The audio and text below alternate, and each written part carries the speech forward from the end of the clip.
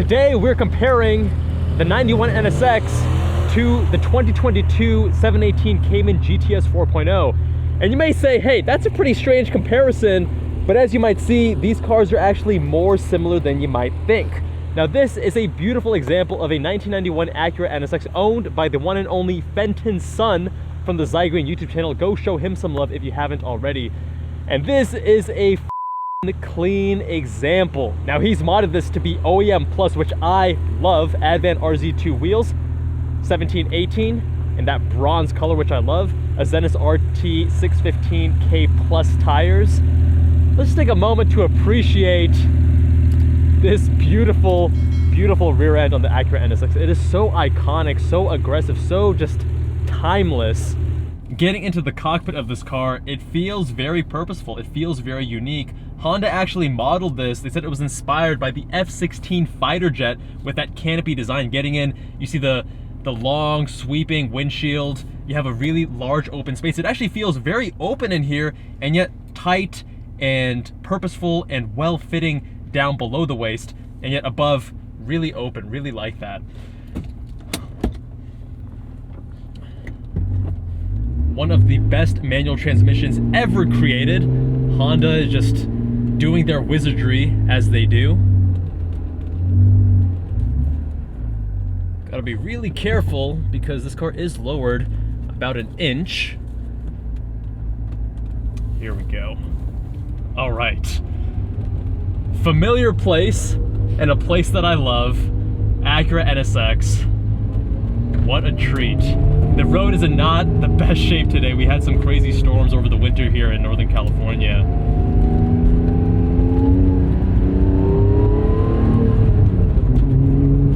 Let me start off by saying, if you are a taller driver, I'm 6'1", this is going to be a cozy place. I barely fit.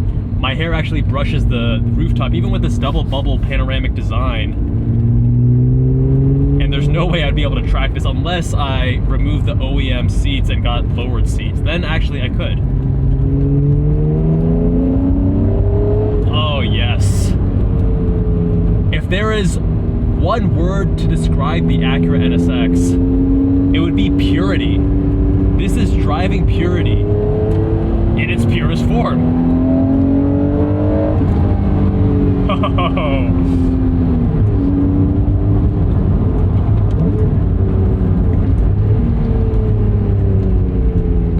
The car has an unassisted manual rack teeming with feedback. You can read every little imperfection, every little pebble in the road, which I love. There's nothing to contaminate that experience. It loads up when you get hard on the corners and load it up.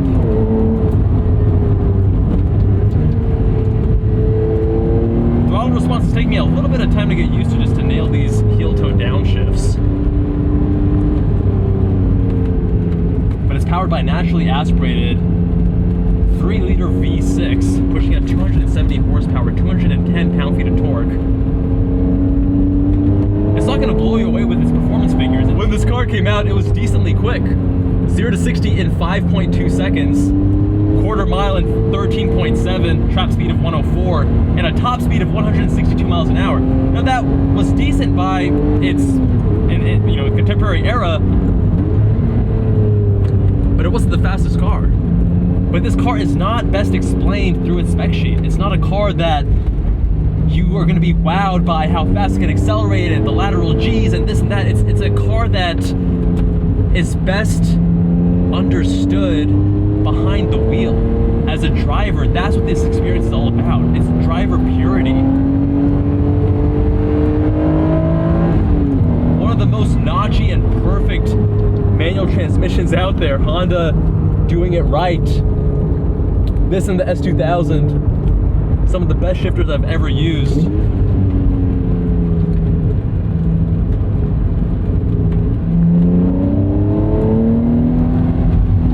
Now Sake Bomb, which is the shop in Fremont, they used to specialize more in RX-7s, but now they're doing more S2000s and NSXs as well. They've done some work on this car. He's got the Sake Bomb tuned Olin DFV coilovers in the touring spec that has 8K spring rates in the front, 6K in the rear. Also added the big brake kit all around. That's AP Racing in the front, 340mm rotors with 4-piston calipers. And in the rear, it's the custom big brake kit by Acura, which is essentially the same caliper, but with 333mm rotors.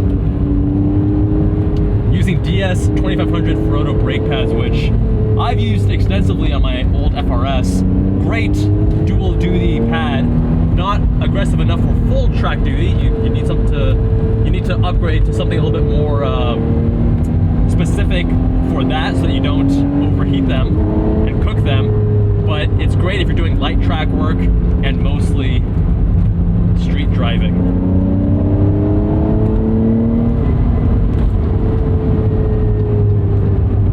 Yeah, the suspension is really tuned well.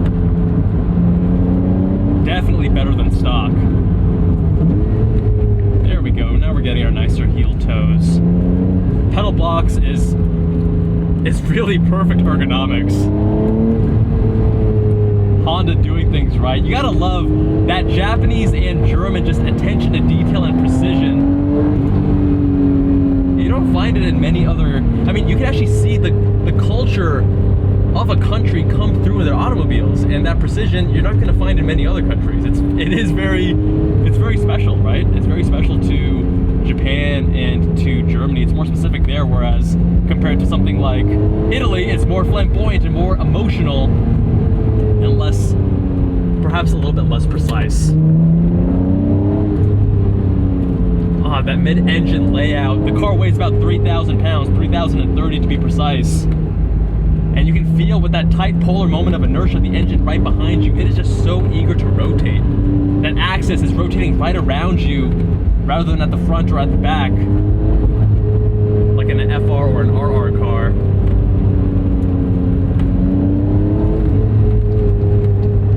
Yeah, these coilovers have definitely, they do a great job of balancing comfort with performance.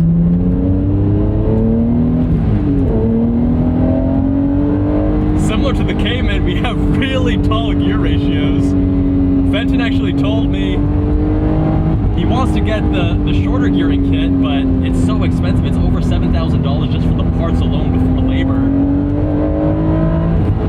Oh, but you gotta love when VTEC kicks in above 5,800 RPM.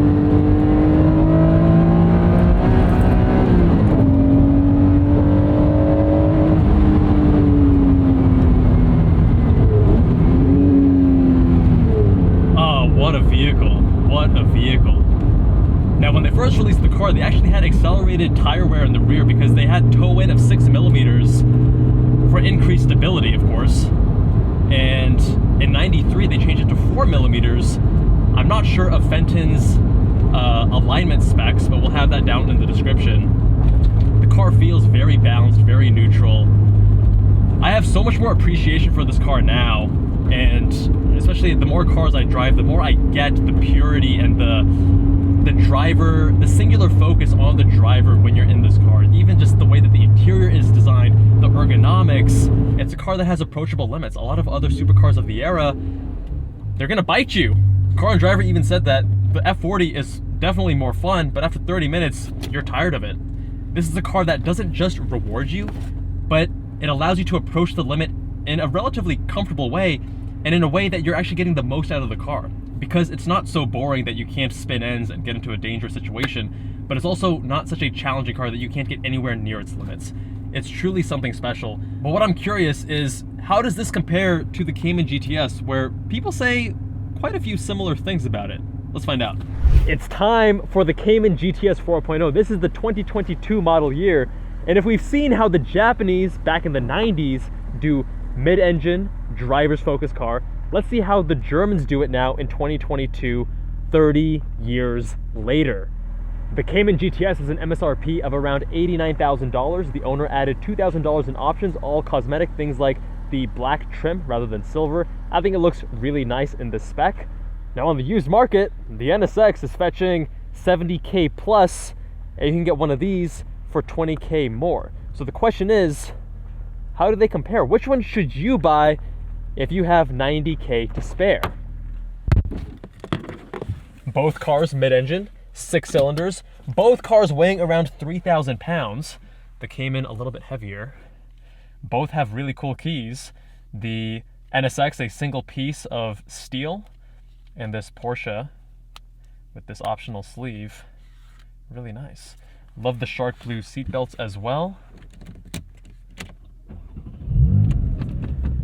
Much more of a modern interior, as you would expect from a Porsche that's 30 years newer. Not nearly as good of visibility, also due to crash regulations, thicker A-pillars, etc. On this bumpy road, we're going to keep PASM off. We're going to engage sport exhaust though. Let you hear those glorious 6 cylinders, naturally aspirated 4-liter, pushing out 394 horsepower, 309 pound-feet of torque. And this road is not in the best of condition, so we're not going to be sending it today like we normally do. The winter storms were not kind to Northern California. First things right off the bat, both of these cars clearly have way too long of gear ratios. It's more forgivable in the Cayman. The reason being that it has plenty of power to make up for it. The longer gearing doesn't actually hold back the acceleration in this car. It just detracts from the joy of using this phenomenal gear shift, the phenomenal transmission, that driver engagement that we all love from our manual vehicles.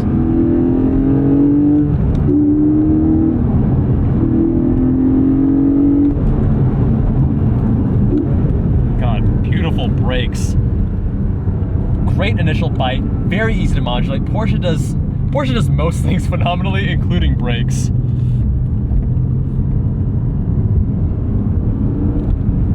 And this steering rack feels way more modern. Now, coming out of the NSX, this feels like a substantial downgrade in a few ways, which is not something I would normally say, because Porsche steering is great, especially for EPS when you're comparing it to other modern EPS racks.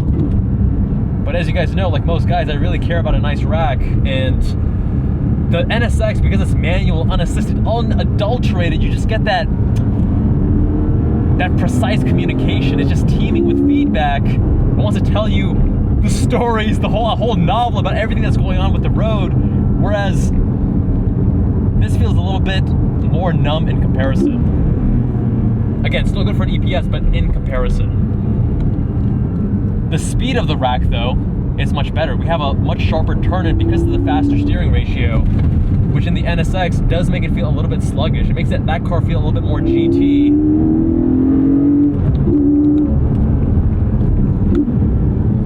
Purposefully short shifting because I want to enjoy this transmission. Not nearly as tight and notchy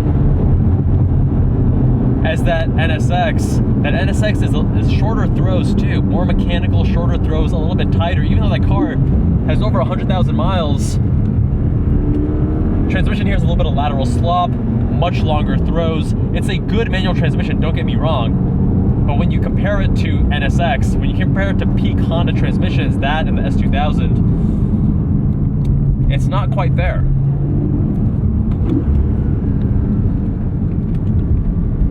But this feels like a truly special engine. Very much one of the strengths of this car. God, that howl.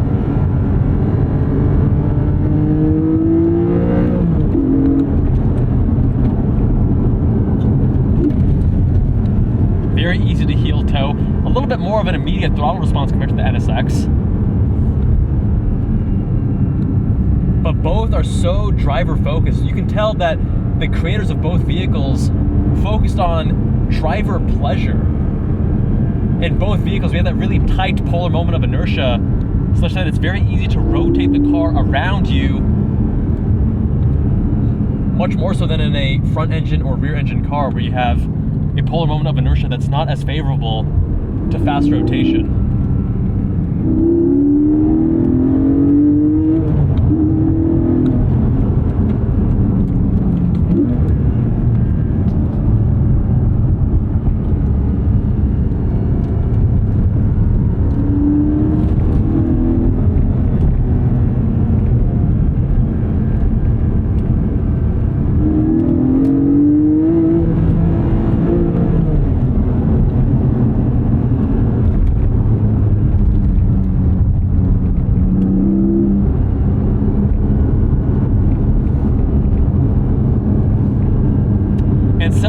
NSX. Both cars are very approachable. They're not, I mean, don't get me wrong, you can definitely spin ends, but they're not cars that are going to surprise you.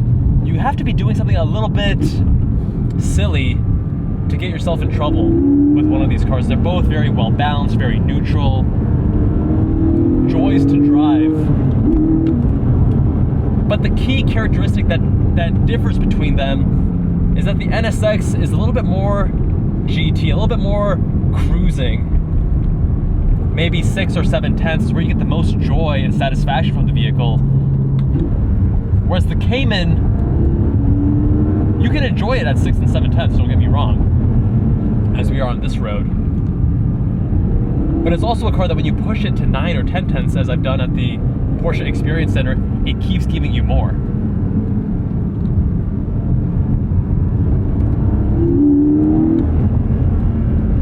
Oh yeah, I mean, don't get me wrong, guys, the feedback on the steering rack is good. It is really good.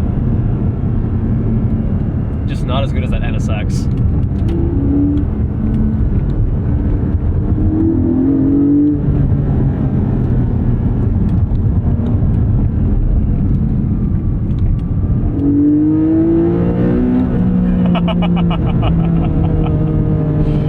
Yes, please.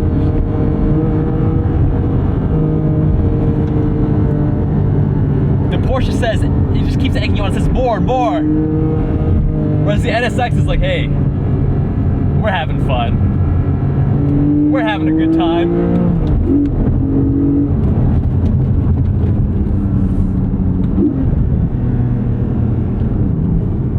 My God. I love Porsche clutches. They are so intuitive and so easy to use.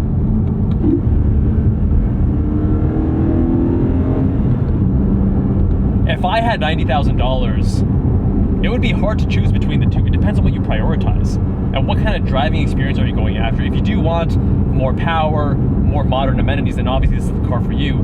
But if we're talking about purely driving dynamics, the NSX, it does offer something uniquely special. With that time machine, with that 30 years between the two, you have a mechanical rack, completely unassisted, teeming with feedback. You have a more raw and pure driving experience, arguably. Porsches, they're very refined, they're very impressive, they're very engaging, but that can actually separate you as the driver a little bit from the magic and the rawness of the car. And that's more a function of the times than it is a function of the car, from my perspective. They're both having similar conversations with the driver, one in Japanese, one in German, but I do feel that the NSX requires a little bit more massaging to really get a proper driving experience in modern era. Fenton had to address the brakes. The car comes notoriously under braked from factory. The suspension has very much improved the driver enjoyment, and you need to figure out what you want from the NSX before you really dive in. Whereas the Porsche, right out of the box, it just works, and it works great, but you are making trade-offs. I'm curious, what do you guys think? Do you prefer the more GT, timeless experience from the NSX, or do you want the more modern, sports car focused and fun at both 6/10 and 10/10 experience of the Porsche Cayman GTS? Let me know with a comment down below. Much love, my friends. Thank you all so much for watching. Subscribe if you haven't already, and I'll see you guys in that next one. I love my job.